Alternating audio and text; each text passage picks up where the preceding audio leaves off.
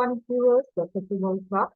Today, I'll be starting with another new chapter on biology of class 9 syllabus. So, this will be the skeleton, movement, and locomotion. Okay? So, before I start, I will request you to please subscribe my channel if you have not subscribed yet, and if you are a new viewer to my channel. And if you are liking the video, press the like button, share with your friends so that they can also be benefited from these videos, and do meditate before you start your day. Okay, so we will also start with a short meditation. And so for that, let us concentrate on the point of light. Think that light is the source, and that source of light is falling in you. It's your soul,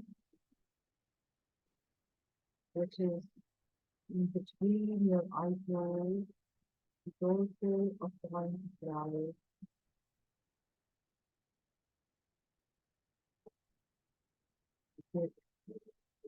That point of light, your soul, getting energy from that source, becoming powerful. If you're enjoying your work, you're enjoying your studies, getting interest in that, feeling very relaxed,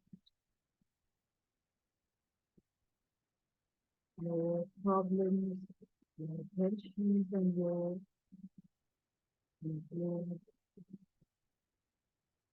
becoming very light again. If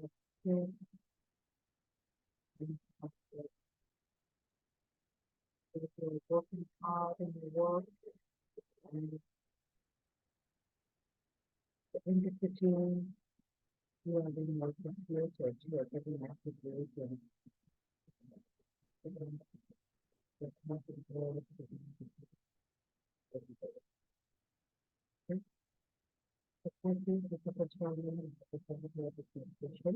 And let's start with the chapter.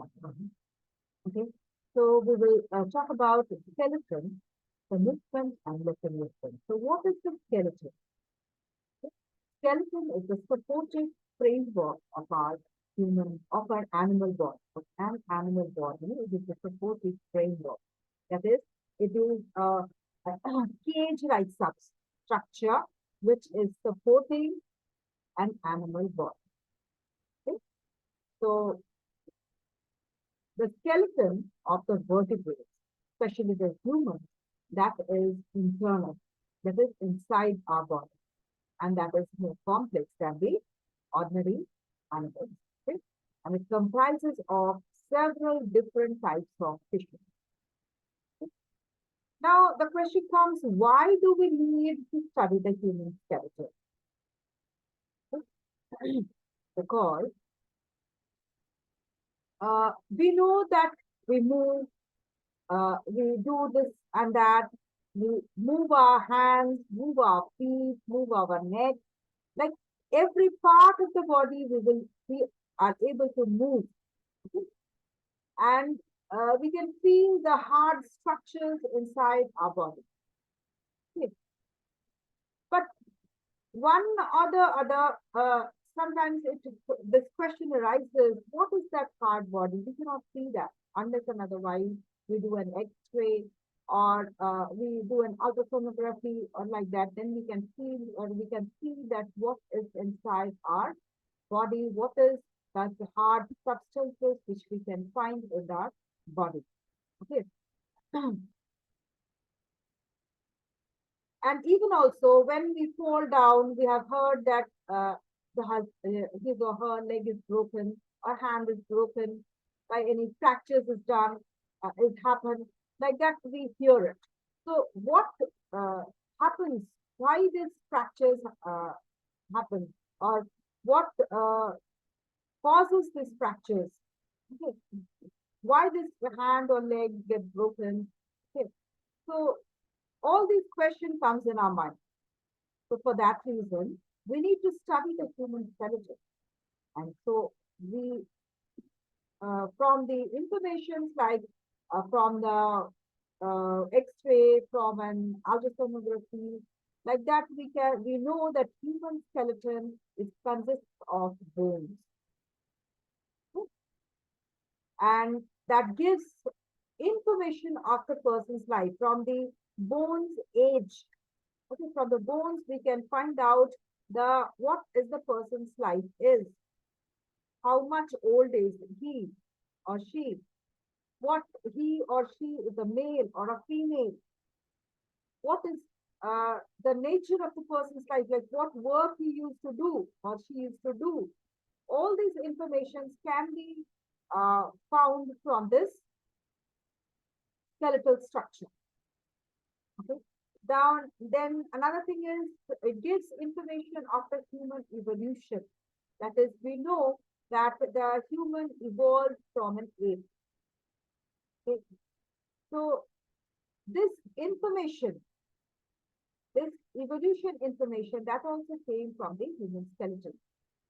So for that reason, we need to know the human skeleton. Okay. That is what from where did it from where did they come from? What is the age during its during when the human died? What are the diseases from which he or she suffered from?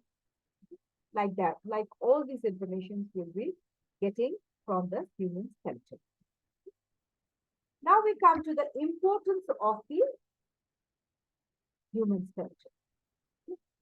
First and foremost information is it gives support and shape to the body. It protects the internal, important, and delicate organs. It supports and gives shape to the body. That means, like the skull bones are flat, a little slightly, so sometimes it's curved. Then the vertebra, the spinal cord, it is like S type of shape, so it is there, like curved shaped, it is like that. So these all shapes come from the bone. Even it gives support. When we are standing right with the leg bones, we are picking up something, so that with the help of the hand bones like these. This gives support and shape to the body. It protects the delicate and important organs, like the bones protect the brain, then the heart, the lungs, all the important delicate organs are protected by the bone. Then contains most of the body calcium and phosphorus supply. So bones are very rich in calcium and potassium. Calcium and phosphorus. Okay. So these bones they supply calcium and phosphorus to the body. Then they help in the movement. When we move our hands, we move our legs. When we move our say body, okay. When we stoop down, stand up, all these movements are controlled by the bones. Okay. Then act as leverage. These bones act as the liver, first class liver, second class liver, third class liver. We have studied in physics. So that type of liver leverage is also performed by our bones. Okay? The skeleton. Then it forms the blood cells. The RBC are formed in the red bone marrow of the thigh bone, the thigh bones. Okay.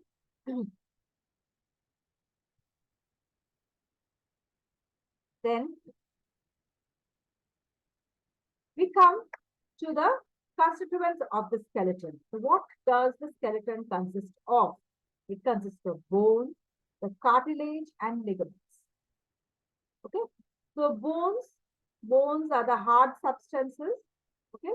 Long, hard substance. Typical bone is a long, hard substance. Then cartilage, they are soft type of substance, but it also gives shape to the body, like our ear, our nose. These are made up of cartilage. Then the ligaments which join the bone to the cartilage to the muscles or to the other bones. Okay. Then human skeleton consists of 206 bones. Another thing is that bones are of four types: long bone, short bone, flat bone, and irregular bone. Okay. Now, long bones, they consist of a shaft. It consists of a shaft with a knob at each end of the shaft. Okay. So it's a rod-like substance, rod-like structure that is known as the shaft, and the upper and the lower will have some ball-like structure, knob-like structure. Okay, you have seen stick, no? An old aged persons, they carry stick. So that stick, you can imagine that stick to be the shaft and the knob which the person holds when that aged person holds at the head of the stick. So that contains a knob-like structure, the ball-like structure. That is the knob-like structure which the shaft has, okay, of the bone. Okay, and then it is this shaft can be thick-walled, tubular. It is filled with yellow bone marrow. Yellow marrow, it is filled with yellow marrow, and its ends are spongy. Okay. For example, bones of the arms, legs, chests, okay, the ribs. Okay. Then we come to the short bones. Okay, short bones are box-like bones. Okay, they are spongy bones. They show little movement. They are box-like bones. You can imagine a box, small boxes. So that shape is the short bones. They are spongy, not so hard like the long bones, and they show very little movement. For example, they are found in the ankle or the wrist, this portion. Okay, this portion, you can find these box-type bones and also your ankle. Then flat bones. They're composed of two or more parallel plates of compact bone. Flat bones, parallel plates like this, compact they are with each other, enclosing the spongy bones. They enclose the spongy bones. Spongy bones, they enclose in between, but the spongy bones lie in between these two flat bones. Like shoulder blades, your shoulder blades here, the skull bones are flat bones, the sternum, that is their chest bone. Okay. In between the chest, in the middle of the chest, which is the hard bone, which you feel, that is the chest bone, that, or you can say the sternum. Okay. Then we come to the irregular bones, which are complex shaped. Irregular bones are complex shaped, and the amount of bone tissue varies. Okay. The compact, they can be compact or spongy. And example are facial bones, then vertebral bones, the vertebra. Okay, the spinal cord has the vertebra. So the vertebral bones are also irregular shaped bones. Okay. So now this is about bones. Next we come to human skeleton consists of 206 bones, and they form two types of skeletal system. One is axial skeleton and appendicular skeleton. Axial skeleton is formed by the skull, the vertebral column, the sternum, okay, the sternum which is here, okay, in the middle of the chest, and the ribs which form the rib cage, okay. Then appendicular skeleton forms the appendages, that is their legs and hands. They form girdles, then bones of the limbs. Okay. Now, axial skeleton, the vertebral column are of 5 types. Cervical vertebra, that is in the neck, 7 cervical vertebra are there. Then comes the thoracic vertebra in the thorax region, okay, that is 12 in number. Then comes the lumbar vertebra, which is 5 in number, just at the back of the abdomen. Okay. Then lumbar region, we have this lumbar vertebra. Then it comes the sacral vertebra, which is in the sacrum, near the sacrum. Okay. There are the 5 fused bones. Then comes the coccygeal vertebra, which are four fused bones. Okay? So in total, we have 33 vertebral bones in the vertebral column. Okay? Now the ribs are of three types: true ribs, false ribs, and floating ribs. True ribs are the ribs which directly start from the vertebra and end in the sternum. Join the sternum directly. Okay, that is from 1 to 7. From first rib to the 7th rib, they all join to the sternum. So that those are true ribs. Okay? Then comes the false ribs. Now the false ribs are from 8 to 10. They attach to one another, and then to the 10th rib. That is 8 attaching to 9, 9 attaching to 10. Okay, and then totally they attach to the 10th rib, and then they attach to the 7th rib. After attaching, that is 8 to 9, 9 to 10, and then they are attaching to the 7th rib, which is a true rib. 7th rib is a true rib. 10th rib, 8 to 9, 9 to 10, then 10th rib is attaching to the 7th rib with the help of a cartilage, which is known as hyaline cartilage. Okay. So with the help of a cartilage, it is attached to the 7th rib. Okay. This is known as hyaline cartilage. Okay. Then comes the floating rib. Floating ribs are 11 and 12. They do not attach to any of the ribs, neither to the sternum nor to the ribs. They remain free at one end. Okay, but they are attached to the thoracic vertebra. Okay, thorax region, the vertebra, they are to the of the vertebra, they are attached at the back, but in front they are not attached neither to sternum nor to any of the ribs. So that's why they are floating ribs. Okay, excuse me. Now we come to appendicular skeleton, which consists of girdles and bones of the limbs. The girdles are of two types: pectoral girdle and pelvic girdle.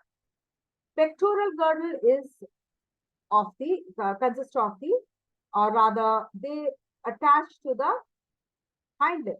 That is to the forelimbs. They are attached to the forelimbs. That is to the arms, and the pelvic girdle attached to the hind limbs. That is to the legs, okay? Or the hip, you can say. The pectoral girdle consists of clavicle and scapula. The clavicle, shoulder blade, and the scapula is the, triangular structure which is attached to the clavicle at the back rather. So that is called clavicle and scapula. Then comes the pelvic or the hip, pelvic girdle or hip girdle, you can also say. It consists of three parts: ilium, ischium, and pubis. Consists of three parts. One is ilium, ischium, and pubis. Okay, clear? Next comes to the bones of the limb. I will show you all these pictures in my next video. So till then, just go through this. That will help you in keeping those in mind, and then when you will get the pictures in front of you, that will help you to understand it more clearly. So bones of the limbs will be forelimbs and hind limbs. I told you forelimbs are the upper arm region and hind limbs are the legs region. So forelimbs will consist of humerus. Humerus is this one. This long bone is humerus till the elbow. Then comes the radius and ulna. Okay, and then the carpals, then metacarpals. These are the carpals here, metacarpals, and then the phalanges. Okay. Total 60 bones are there in the forelimbs. Even in the hind limbs, we have the thigh bone, that is femur. Then in the leg bone, we have fibula and tibia. Okay, and then patella. Patella is the knee bone. Then we have tarsals, then metatarsals, then phalanges. Phalanges are the finger bones. So that will be total, in total, there are also 60 bones. Okay.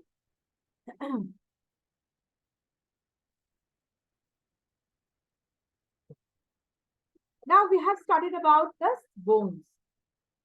Now these bones are attached one to one in, end to end they are attached, forming a joint. So what is the joint? Joint is where the two bones meet. So that is the joint. So when the two bones are meeting together, the joints are forming. The joints are of three types. One is immovable joint, where you cannot move, no movement between the joints. Then partial movement is there, and freely movable joints, or if let's say synovial joints are there. Okay? Now, immovable joints between the skull bones. So we cannot feel that the two bones are moving. Okay? So that those joints are known as immovable joints. Then partial movement, between very slight movement between the joints, like the movements of the vertebra. Between the vertebra, the joints which is moving, slight movement is there. So that is partial movement, movable joints. Okay.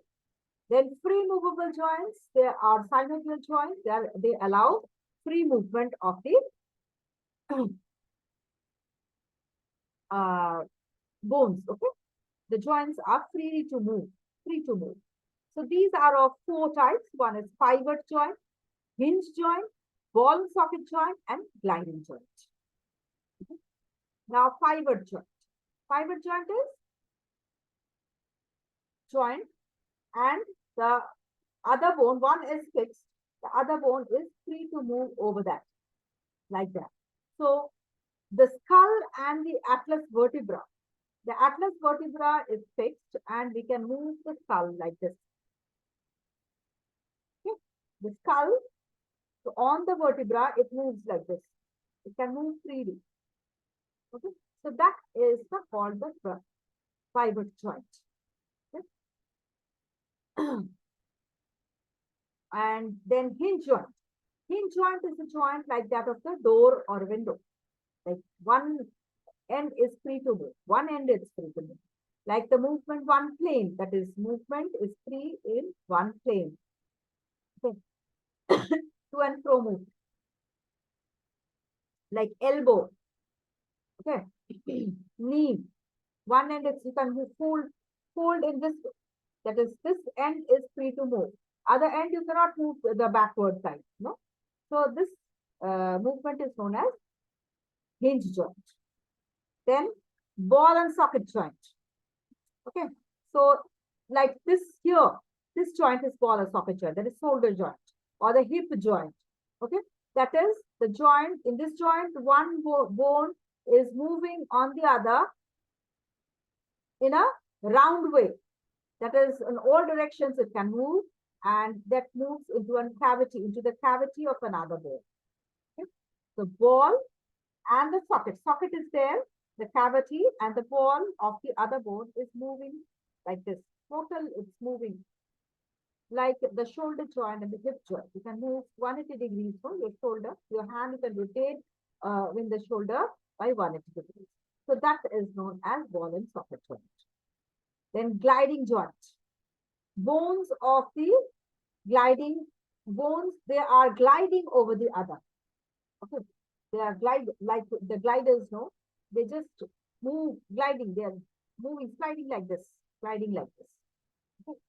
So that is gliding joint, like the wrist and the ankle bones. You can do this like this. So the bones here are gliding joint. They have this joint is gliding joint. Okay. So this much for today. In the next video, I will discuss about the muscles, the leverage action, as well as some photos, pictures I will give you on these joints and the bones, pictures, the typical bone. Okay. Like this, I will give you information. So stay tuned and do subscribe if you have not subscribed yet. And if you are a new viewer to my channel, and if you're liking the videos, press the like button. share with your friends so that they can also be benefited from this video. And do meditate before you start your day, okay? That will help you in keeping in remembrance what you have studied. You can recall it very easily because your mind will be tension free. Okay? That is the more important thing, that you will not take any stress. So you will not feel any stress and you will be relaxed in studying everything. And you will be gaining knowledge. Okay? And you can reproduce it very nicely and get good marks, of course. So thank you for joining and have a good day.